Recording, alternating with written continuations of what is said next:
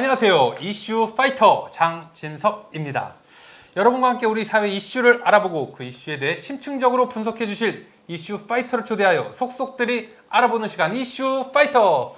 오늘의 이슈 파이터 대전 최고의 미남 변호사 조성천 변호사님과 함께 하겠습니다. 안녕하세요. 안녕하세요. 믿거나 말거나 대전 최고 미남 변호사 조성천입니다. 네, 코멘트 안 달도록 하겠습니다. 오늘 뭐 버버리 입고 오셨는데 뭐 오늘 좋은 일 있으신가요? 오리지널입니다. 제가 이거 오리지널이라는 거를 강조해 달랬더니 바로 첫 번째 시작하자마자 해주시네요. 약속된 멘트입니다. 예, 감사합니다. 자, 오늘의 이슈 역시 변호사다운 이슈거리를 또 가지고 오셨습니다. 신당역 스토킹 살인 사건을 해부한다. 네, 기본적인 개요 한번 간단하게 설명 부탁드리도록 하겠습니다. 네, 지난달 9월 14일 밤에 벌어진 일인데요. 피고인 전주환이 이제 신상 정보가 이제 밝혀져가지고 이름 얘기할 수 있습니다. 예. 전주환이 지하철 2호선 신당역에서 피해자를 흉기로 살해한 사건으로서 이제 전 국민한테 이렇게 쇼킹 이렇게 안겨준 이런 사건인데요. 네네. 이 대략적인 사건 내용을 말씀드리면은 이 피고인이 다음 날에 이미 피해자로부터 고소당한 사건에 재판 선고가 예정돼 있었던 거죠. 예정돼 있는데 예. 그 전날 다음 날 자기가 이제 구속될 거라고 그렇죠. 생각했겠죠. 그러니까 이제 전날 밤에 네. 범행을 저지른 것으로 추정되는데 이 피고인과 피해자는 그 서울교통공사 그 입사 동기로 알고 지낸 사이였는데요. 네네. 이 가해자가 피고인이 2019년부터 작년 10월까지 무려 피해자한테 엄청난 스토커를 했죠. 300회 넘게 접촉을 시도했는데 이걸 이제 견디다 못한 피해자가 작년 10월 7일에 피고인을 불법 촬영과 협박 등의 혐의로 고소를 한 건데요. 그래서 그 고소한 다음 날 경찰이 그 가해자를 체포했어요.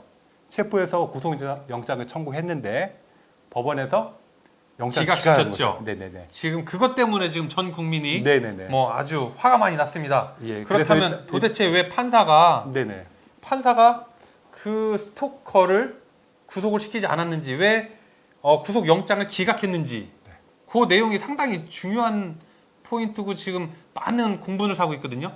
일단은 죄를 범했다고 의심할 만한 상당한 이유가 있고 일정한 주거가 없고 뭐 증거를 인멸할 염려가 그렇죠. 없고 증거인멸. 도망할 염려가 없는 경우에 구속을 하게 돼 있는 것입니다. 그리고 근데 이게 이해가 안 되는 게 일정한 주거가 없을 때, 주거가 있는데 다른 데로 도망가면 끝인데 네. 주거가 없을 때만 구속을 시킨다. 이거 잘못된 거 아닙니까? 그러니까 이런 사유가 이제 1항에 있고요. 2항에는 이제 범죄의 중대성, 재범의 위험성, 피해자 또는 그 중요 참고 등에 대한 위해 우려 등이 이제 고려해야 된다 이렇게 돼 있는데요. 네. 지금 이 2021년 작년 10월에 이제 영장이 청구됐을 때는 그 피고인이 일정한 주거도 있고 서울교통공사 그렇죠. 직원이잖아요. 둘 다 직원이었죠. 직업도 있고 네. 증거인멸 및 도주의 염려가 없다고 판단해서 구속을 안 시킨 것이죠. 근데 지금 과거에 있었던 일들을 보면 네. 스토킹법을 위반한 사람들의 구속영장이 기각된 사례가 상당히 많이 있는 걸로 지금 나오거든요.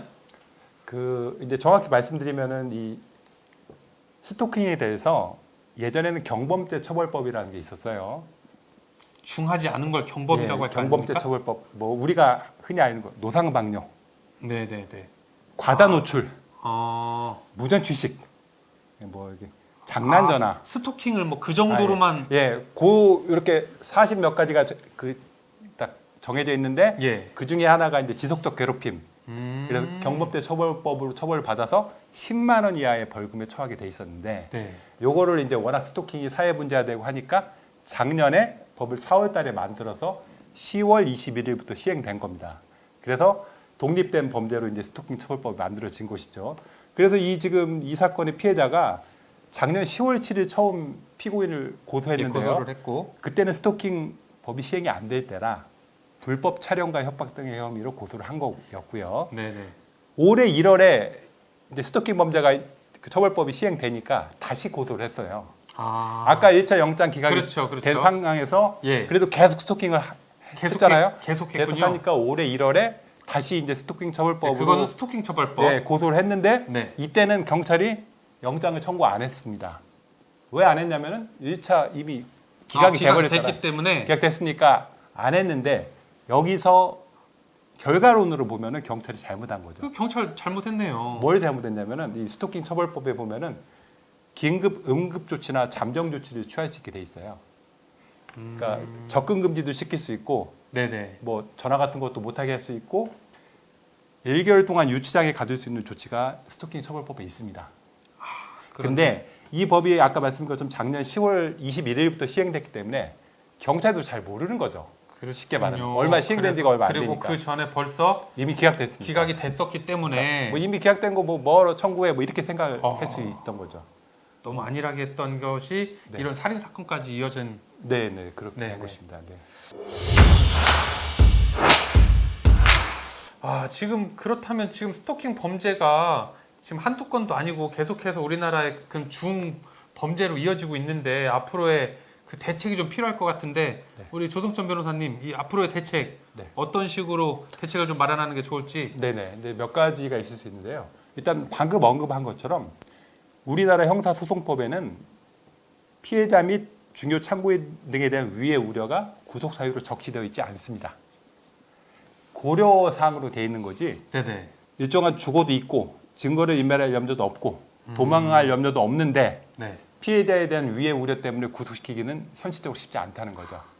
그래서 만약에 이제 그냥 범죄의 중대성으로만 이제 그러니까 이 접근을 해야 사건에서 되겠네요. 만약에 판사가 구속을 시키려고 했으면은 피해자에 대한 위해 우려 이런 게 있으니까 뭐 증거인멸의 우려가 있다거나 도망할 염려가 있다고 거기다가 포인트를 해가지고 이제 구속을 시켰어야 되는 건데 제가 지금 말하고 싶은 거는 아예 그 70조 1항에 피해자 및 중요 참고인 등에 대한 위해 우려를 독립된 항목으로 구속 사유로 아예 입법을 하자, 개정을 하자 뭐 이런 취지입니다. 그러면 뭐 그렇죠. 일정한 주거가 있고 증거를 인멸할 염려가 없고 도주할 염려가 없더라도 피해자에 대해서 뭐 보복이나 위해를 가할 염려가 있으면은 구속 사유가 되는 것이죠. 네. 그것을 이 법률에 넣으려면 네. 어떻게 하면 될까요? 지금 뭐 맨날 싸우고 계시는 국회의원들이 정신을 차리면 되겠죠? 네. 우리가 그냥 국회로 먼저 들어가서 그냥 바꿔버릴까요? 뭐 다음 생에나 가능하겠네요. 네. 다음 생에 가능하시다고 하셨습니다. 알겠습니다. 오늘부로 우리 조성천 변호사님은 불출마 선언을 한 거나 마찬가지. 넘어가시죠. 네. 네네. 제가 알기로는 스토킹 처벌법에 반의사 불벌죄라는 규정이 있다고 들었습니다. 그거에 대해서 뭐 폐지를 좀 해야 되겠다. 뭐 그런 말씀을 하시는데 그거에 대한 내용 한번 설명 부탁드리겠습니다. 네, 일단 반의사 불벌죄라는 의미는 이제 피해자의 의사에 반해서 처벌할 수 없다. 그런 의미로 이제 법적 용어입니다. 반의사 네. 불벌죄. 어렵죠. 네. 말이 어렵죠. 네네. 근데 이 규정 때문에 만약에 이 스토킹 범죄로 입건됐더라도 이 스토킹 범죄는 되게 가해자가 피해자를 잘 알고 있어요. 그렇죠. 피해자 인적사항이나 집이나 전화번호 다 알고 있지 않습니까? 그러니까 합의를 보면은 이 사건이 없어지기 때문에 계속 합의를 빙자해서 더 스토킹을 할 수 있는 계기가 마련되는 것이죠. 2차 범죄가 되는 그렇죠. 거죠. 그럴 2차 수 범죄. 있죠. 예. 그러니까 당연히 반의사 불벌죄 규정을 두면 안 되는 거였는데 아까 말씀드린 것처럼 이제 국회의원분들이 원래 임무가 크게 두 개잖아요. 법을 만드는 거랑 정부 뭐 비판 통제 이건데 그거 말고 다른 걸 하시잖아요. 맨날 서로 싸우시는 거. 이거 싸우시다 보니까 구체적인 입법을 할 때는 이런 규정을 관심이 없잖아요. 관심 없고 뭐 여야 합의하에 뭐 내일 국회로 통과시키도록 하겠습니다. 항상 이런 식이잖아요. 네. 언제 이거 조문 갖고 따진 적 있습니까? 그냥 뭐 그렇죠, 입법 정책처에서 만들면 잘했거니 하고 그냥 다 통과시키는 거니까 이런 이제 당연히 체크를 했어야 될 이런 조항을 그냥 반의사 불벌죄 규정을 넣은 것이죠. 네. 그러니까 당연히 폐지를 해야 되는데 이 폐지 얘기도 제가 볼 때는 나온 지가 좀 됐잖아요. 예. 벌써 한 2주 정도는 나온 지가 됐는데 국회 열었습니까? 국회 안 열잖아요. 이제 국감 이제 시작. 네, 알겠습니다. 네. 온라인 스토킹의 지금 문제점들이 많이 발생하고 있습니다. 그 온라인 스토킹에 대해서도 한 말씀 해주시죠. 온라인 스토킹은 현행 스토킹 처벌법으로는 처벌하기가 쉽지 않고요. 지금 잘 생각해 보시면은 뭐 저도 그런데 어떤 분이 매일 성경 구절을 저한테 보내주시는 거예요. 그러니까 그거를 저한테만 보내는 게 아니고 무작위로 다 보내는 거예요. 그래, 매일 아침에. 그러시겠죠. 본인은 이제 좋은 네네. 말씀을 전한다고 하는 건데 뭐 기독교를 믿거나 뭐 그런 분은 관계가 없는데 불교를 믿거나 종교가 다른 분한테 이걸 매일 보내는 거는 그분 입장은 다르겠지만 받는 사람 입장은 스토킹이라고 볼 여지가 있거든요. 근데 이제 좀 그렇지. 이게 나는 불교인데 불쾌감을 느낄 수 있죠. 매일 오니까. 그렇죠, 그렇죠. 근데 이제 이게 지금 특정 한 명한테만 보낸 게 아니기 때문에 스토킹 처벌법으로 약간 처벌하기가 어려운 것이죠. 그래서 지금 온라인 스토킹 처벌을 위해서 그런 경우도 법에 따로 규정을 둬야 된다는 것이죠. 지금 이제 입법 논의가 조금 이제 나오고 있는 상황입니다. 그렇지만 온라인이 지금 뭐 그 연예인들 특히 네. 뭐 연예인들이라든지 스포츠 뭐 유명인들이 뭐 댓글 뭐 이런 것들도 하나의 스토킹이나 마찬가지 아니겠습니까? 그게 또 뭐 표현의 자유 측면이 있으니까요. 그건 이제 계속 반복되고 집중적으로 해서 예. 불안감을 조성해야 되겠죠. 그 정도 되려면. 네. 그래서 막 그 고소고발도 막 난무하고 네네. 하는 네. 경우가 많이 있는데 네. 이런 온라인 스토킹 역시도 좀 빨리 법이 제대로 제정돼서 우리나라 스토킹으로부터 네. 좀 해방되는 빨리 진행이 되기를 바라는 마음입니다. 스토킹 처벌법에 잠정 조치가 있는데요. 네. 잠정 조치가 아까 뭐가 있냐면 접근 금지나 이런 게 있고 아까 1개월 유치장 유치 이런 게 있는데 그렇죠, 거기다가 위치 추적을 추가하는 방안이 지금 요새 대두되고 있습니다. 위치 추적. 스토킹 하는 사람한테 예. 위치 추적기를 예, 위치 추적을 해서 왜냐하면 가해자가 피해자한테 자꾸 그렇죠. 다가- 100m 이내 예. 접근 금지. 접근 금지를 받으면 뭐 합니까? 경찰이 항상 지키고 있는 것도 아니기 때문에 그렇죠. 그 핸드폰 위치 추적을 하게 하면은 다 볼 수 있는 거죠. 네. 지금 그것은 지금 법에 조항이 있다는 말씀이시죠? 없는 거죠. 아, 혹시 대책은 없는 걸 하는 게 대책이죠? 네네. 네. 아니, 그러니까 근데 없는데 이게 구조.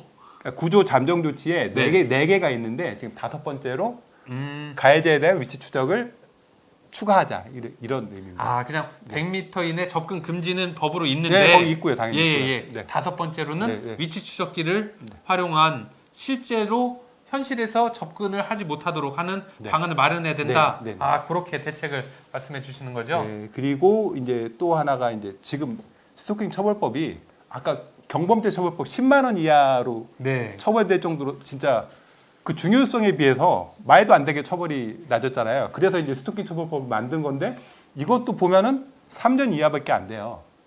네. 형이 3년 이하가 의미가 뭐냐면은 최고 높은 게 3년이라는 의미인데 우리가 흔히 아는 사기죄가 10년 이하거든요. 근데 당하는 사람 입장에서 볼 때 뭘 사기 피해자도 물론 뭐 힘들겠지만 스토킹 피해자는 진짜 자살을 생각할 정도로 그렇죠. 힘들잖아요. 근데 그에 비해서 처벌이 너무 낮기 때문에 수위를 올려야 된다. 예, 당연히 입법 이것도 개정을 해야 될 것으로 판단이 됩니다. 네. 네. 자, 우리 오늘도 역시 변호사답게 우리 신당역 스토킹 살인 사건에 대해서 좀 심층적으로 알아보는 시간을 가졌습니다. 우리 마지막으로 이 사건과 관련해서 마지막 인사 말씀을 좀 한번 해주시죠. 예전에 그 10번 찍어 안 넘어가는 나무 없다. 이런 말이 있었잖아요. 그래서 막 네. 스토킹을 이쪽 용인하는 것처럼 보이는 그런 말이었는데 요새는 그렇죠.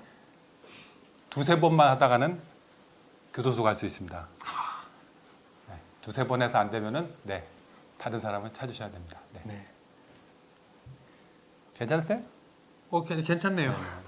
이거 재밌게 뭔가를 받아치고 싶었는데 약간 그러니까. 방송에 적합하지 않은 게 나올 뻔해가지고 제가 받아치지 못했습니다. 죄송합니다. 네, 오늘 우리 조성천 변호사님과 함께 신당역 스토킹 살인 사건에 대해서 심층적으로 분석해 보았습니다. 다음에는 더욱더 알찬 이슈로 여러분과 함께하도록 하겠습니다. 좋아요, 댓글, 구독, 알림 설정. 그거 이제 알아주셔야죠. 그 4개를 합쳐서 뭐라고 하는지 아세요? 뭐요? 조댓구알. 그 공식 용어예요? 네이버나 다음에 쳐보시면 나옵니다. 네. 네. 조댓구알 부탁드리겠습니다. 끝까지 함께 해주셔서 감사합니다. 이슈 파이터! 파이터!